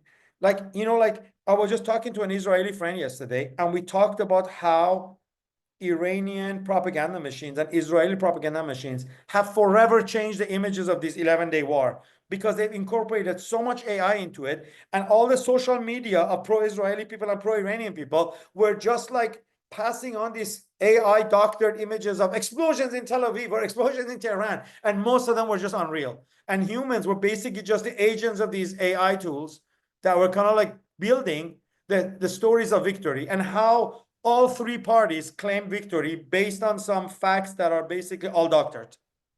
That's really, I think that's that complexity. Imagine now mapping the complexity you're talking about with this complexity coming from the outside world, trying to invade the archive, trying to invade the secluded place of history as an archive of possibilities, and kind of like destroy it or rewrite it or inject itself into it, like how viruses take over cells, right?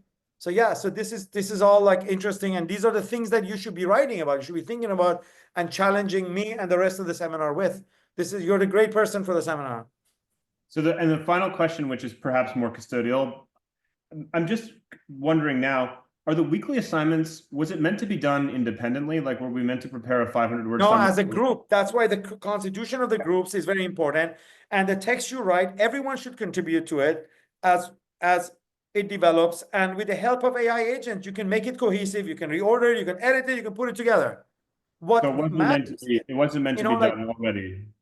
This is very important. Like, in my personal opinion, the future of knowledge is not based on repository of knowledge or science or truth or something that's been preserved in the archive, because that used to be the knowledge. Knowledge was something accumulated by the knowledgeable, by the knower, by the philosopher and the scientist and the artist, into books and into libraries. And for you to become knowledgeable, you have to go and read and access, and then you would add a little bit more to it, not more than 10%, 15%, because the academia would not let you add more than 10% because of the sanctity of the canon.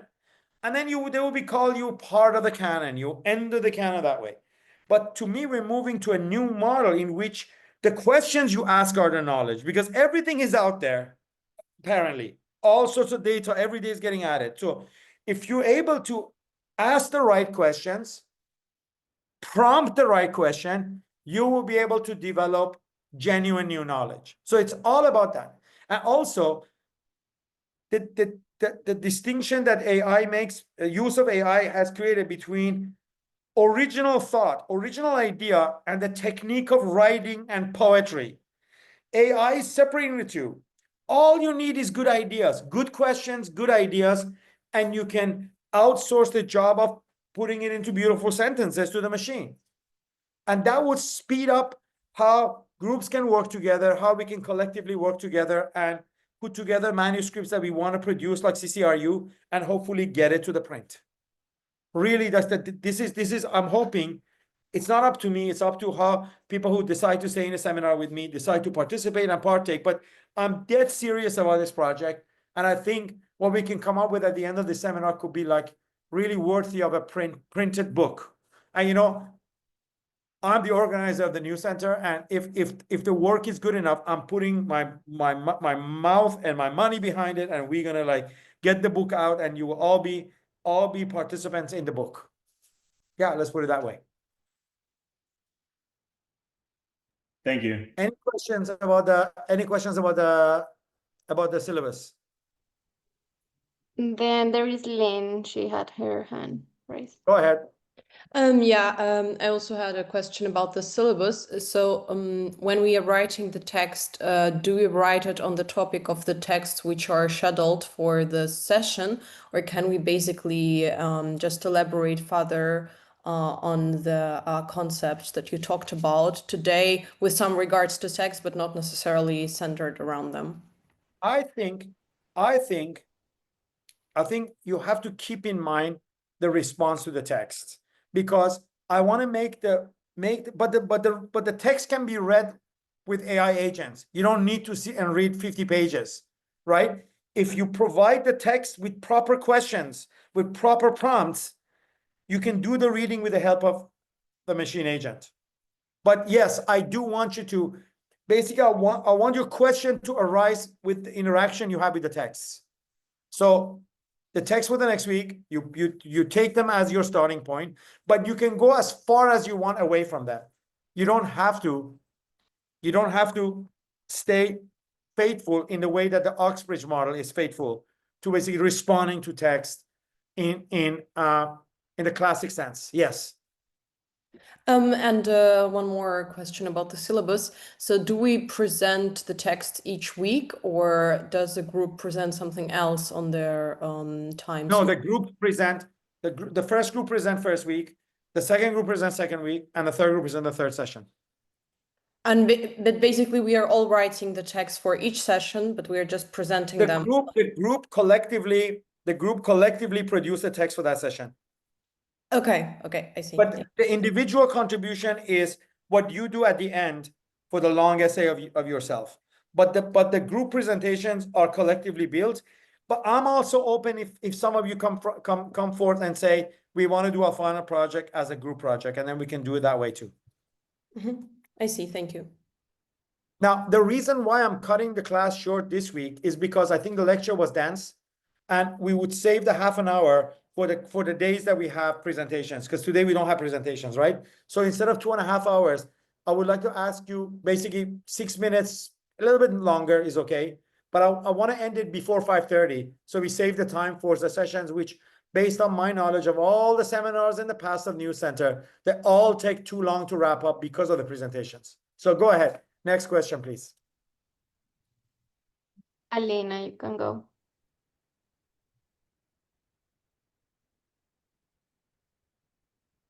Alina. I think she signed out, so Peggy. Sorry. I had my mic there you muted. go. So can you perhaps this is my me not being super familiar with Stigler's work, but I'm not sure if we'll understand what technology or technique is supposed to mean in this framework. In Stiglerian framework? Or well, as far as we are using it here, like what we're using it here. Abstraction of the idea of memory and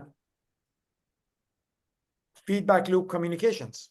If you abstract that out of what we traditionally call technology, and you look at the natural world with this new lens, you realize that technology, in the sense that we describe it, began as the matter organized itself into life and intelligence.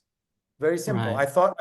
I thought the lecture explained that pretty good. Now, I think what you might want to do is download the technique and time 1, 2, 3, and try to dive into Stiegler's text, which basically for me was, I ran into these books by chance.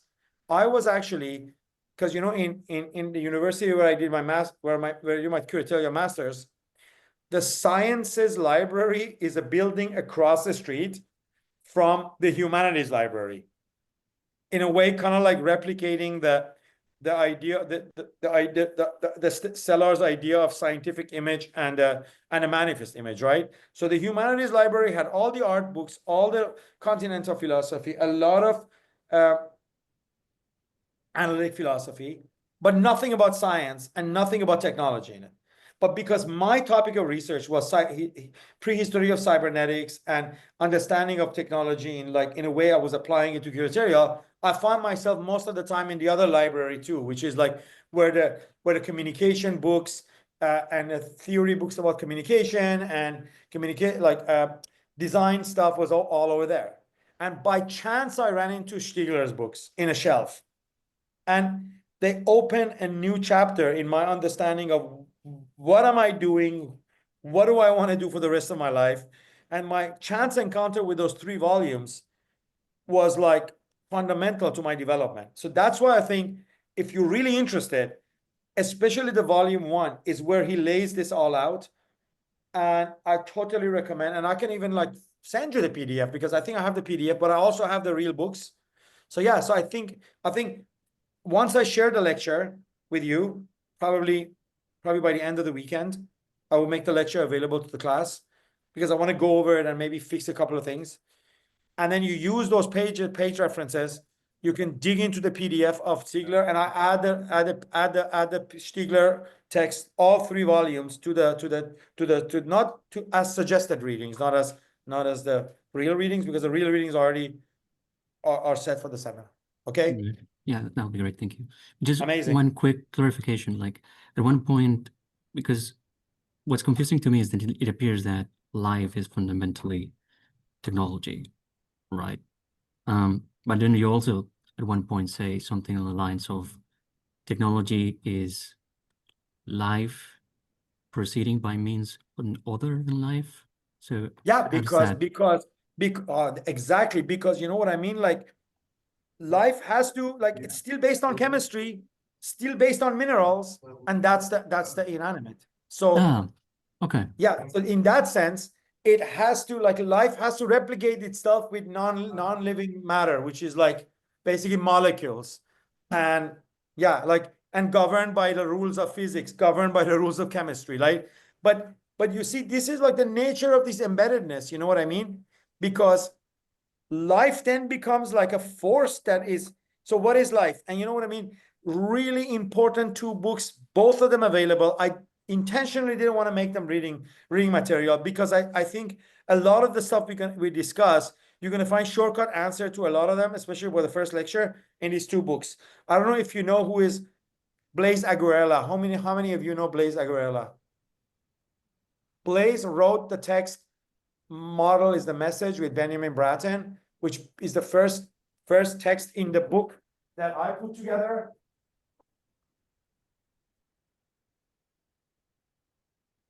I'll be there in a sec.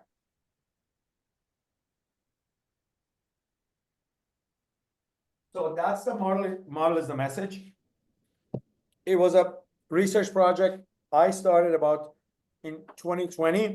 It resulted in a publication of a book in 2023. It's the results of the Incredible Machines Conference 2022 by the New Center. And the book the title of the book is inspired by the first piece in the book called The Model is the Message by Benjamin Bratton and Blaise Aguilera y Arcas. He's a Mexican programmer and thinker who, where is the book? It's here. Just published 2 volumes of books. One is called What is Life? And the other one is called What is Intelligence? And he traces the overlap between the 2 and how our understanding of technology. So this one, the second one hasn't come out as a print yet. So this is What is Life? But both books are available as PDF on Antikythera's website, and I can make sure that you receive the link. So a lot of these questions can also be traced back to the works of Blaise, because he's an incredible person. I met him in Venice a month ago in a conference organized by our past instructor and board member Benjamin Bratton. He runs this institute called Antikythera that actually Thomas Moynihan, who programs our history, design, and worldmaking program, was also present and gave a fantastic talk. So yeah, so these are like the sources. These are like the sources of inspiration for me, and I would share all of them with you. That was very helpful. Thank you. You're welcome. So any more questions about the syllabus? Yes. I think all of us are a little unclear about how the groups are going to work, so those will get assigned sometime over the week, even though Yeah, group, I have a question before you say that. Did you read, because my syllabus is very extensive and it explains what I thought originally is not rigid, we can change it. Originally as how the groups work, how the collective presentation work, right? I did read it, and I sort of do this with colleagues where we get a bunch of ideas together, dump it into ChatGPT, then send it around to each other, dump things back in and see what we get out of it, and then we all edit it, which is sort of the Yes. model I thought you were thinking about doing something similar to. Yes, you got it. But of course, no model or no process stays the same once you start working with it. So if you find new ways of doing things, please share with us. If you find certain way of doing things limiting or boring, also share that with us so we can also update. Okay, so then all of us should probably give you some information about what kind of ChatGPT or what other. So I see somebody has a pro.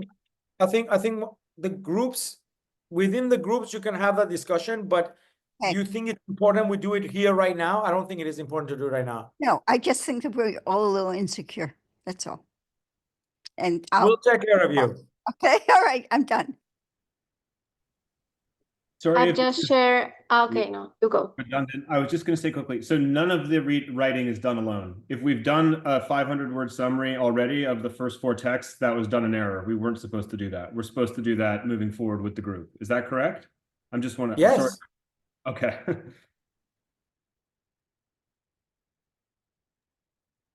I just share a link for a spreadsheet so we can start making the groups. I put who has ChatGPT Pro, who is more familiar with DeepSeek, and also Georgia just said that she uses Gemini. So Wait a second.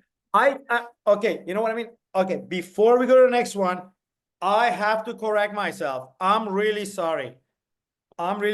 No, the 500 word is yours, but then your 500 words with all the other 500 words get mixed up for the group presentation. But I need to see that you personally did the 500 words. This is the rigor of Oxford, right? That we're gonna like carry here. Okay. And I think it's not that hard to do this, right? Yeah. I think it's not hard to do this. And what you want to do the 500 word would be for each person in the class needs to do the 500 is to basically it's not about telling me what the text is about. We all know what the text is about. Even the machines in the world know what text is about. But I want you to challenge these texts by thinking about what is the overlap and differences between them. And I will be doing the same at the end of your presentation from my point of view, so I can add mine. So for every class, I will provide, after the presentation, I will provide my presentation. Basically, my lecture will be supplanted with my 500 words of how I think the readings that week overlap and diverge. This thing, I'm sorry about answering you wrong to the last question. These things needs to be done by person, and then they can be put together for the group presentation as a collective exercise.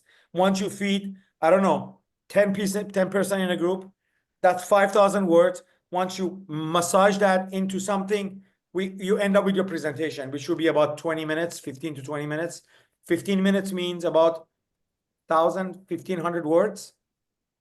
Thank you very much for the clarification. You're welcome. Sorry about confusing you first. Okay, any other questions?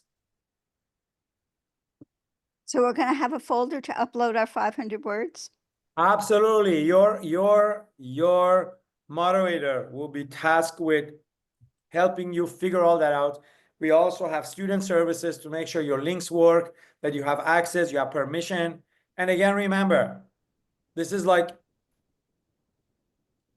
it's just the nature of how work is organized, right? I'm teaching for the first time last time I taught was in 2022, and I co-taught actually with Romulo Moares. I didn't teach alone. And Romulo took care of a lot of stuff, but I'm alone and I'm the organizer of the new center. So I have to ensure that things happen in a particular way because I have a responsibility as the organizer to teach this course. So you're in a very privileged course. As much as I don't want it to be a privileged seminar, but it will end up being because of my role as the organizer of the new center. So you're in a good hands in this seminar because I'm going to ensure that you receive the proper attention and proper help and instruction to know where things are, how to get things done, how to put it all together, all that. I'm directing extra resources to this seminar. I'm willing to admit it on record and let somebody come and complain about it. Sorry. That's the way it is. And thank you all for signing up. It means a lot to me because it will open up a window of working together outside of this class and outside of this new center. I just heard the news today that the venue we picked for the Biennale of Design and Architecture in Madrid was approved. So it's been a process that's taken like, I don't know. We announced it in October last year that me and one of our board members, Eduardo Neves from ISAP, are the curators of the next Biennale, but it took all these months to actually get the go-ahead. So I'm also very excited today because I think resources from this and along the line of the other research project, which is called Model is the Message, that project is called Supermodels. And we actually have an open process for some of you to form a group and apply for funding to do something as part of the Supermodels Biennale. So our framework was approved today and our main show will take place and we will have funding to fund smaller projects as a constellation that form the totality of Myret Biennale. Opens in May in Madrid. So hopefully the work we do here will have some kind of connection or meaning to the work that I'll be doing with Eduardo in Madrid in 2026. Okay. We have just two hands. So Alina and then Liz. We have, I think, a couple of minutes left. We go. Right. So one aspect of confusion here. So the 500 words thing for the readings for today, Yes. that is not going to turn into a presentation, right? No. And you know what? You can skip the today. I did all the hard work. And I said, I casted such a shadow in my characterization of a text, which I think it's going to be hard for you to escape from. So why don't we just leave it to 500 words for the second, third, and the fourth session. I never meant it for the first one, actually. Okay, thank you. That's why I did the labor of doing like extensive presentation on each text, right? So yeah, so don't worry about today, but you do the rest of them for the 3 sessions. So you don't do this week's.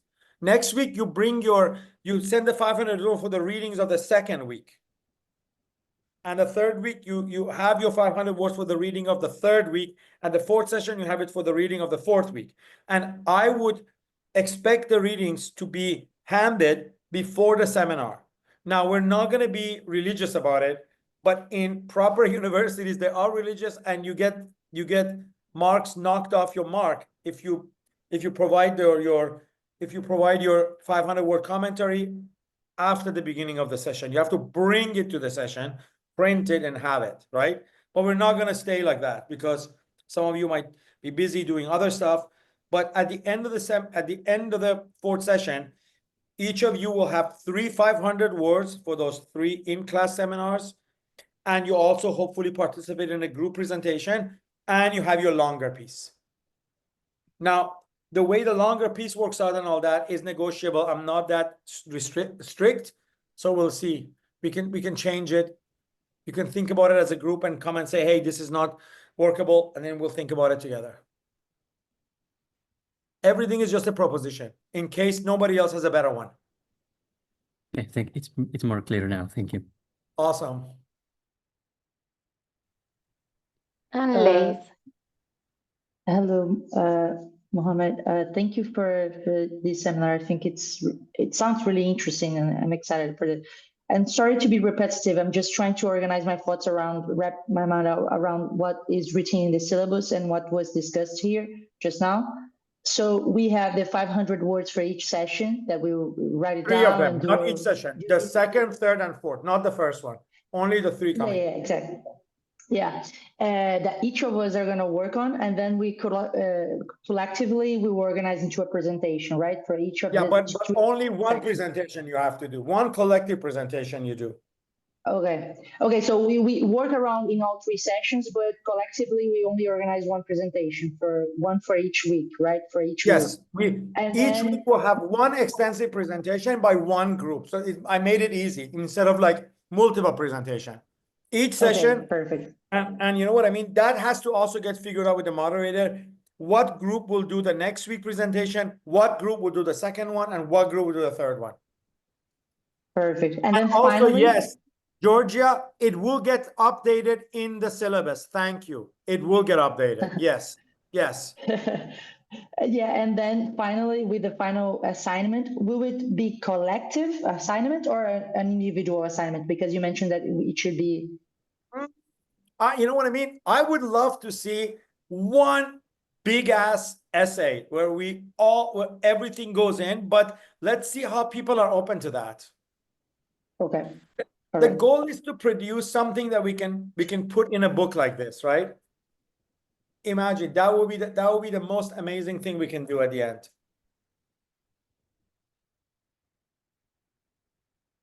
Okay, any more questions? There is one from Ava who is asking if it has to be lecturing type or has to have some visuals. Such It as can have PowerPoint. whatever you want. It could be whatever you want. You can edit a film if you want. But the idea here is that the presentation would allow you to think of knowledge as something performative and time-based, and think of like not just content, but how knowledge unfolds in time through the sense perception of people behind a web interface. And you know, we still don't have computers plugging into our head yet, right? We still have to deal with like a monitor and sound and all that, right? Okay, so the Joao Moares is asking a question. Do you find reviews in a week? We are not presenting. Yes, you do that every week, but there's only 3. So you do 500 words, which then make me realize how much you've engaged with the seminar, how much you've engaged with the readings of a seminar, and how much you were able to synthesize the readings of that week together, looking for commonalities, contradictions, and fault lines.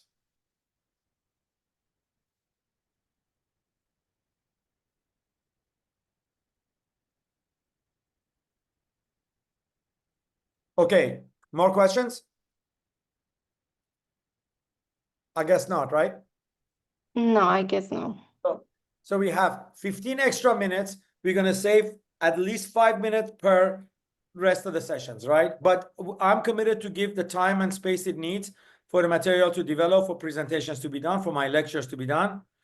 So, you know, just to give you a preview of next week, I really want to work on the metaphor of RNA, DNA, and the actual unfolding of time, and then it's recording as historiography in the next session. So if you want to like think of how am I working the second group of readings, that's a little bit of preview of where we're going with it. And that's why I had to put like those bookmarks about RNA, DNA in this one, so we can get deeper into it next session. But again, don't forget, these are just metaphors, unless I tell you that this time biology is not a metaphor, where we talk about like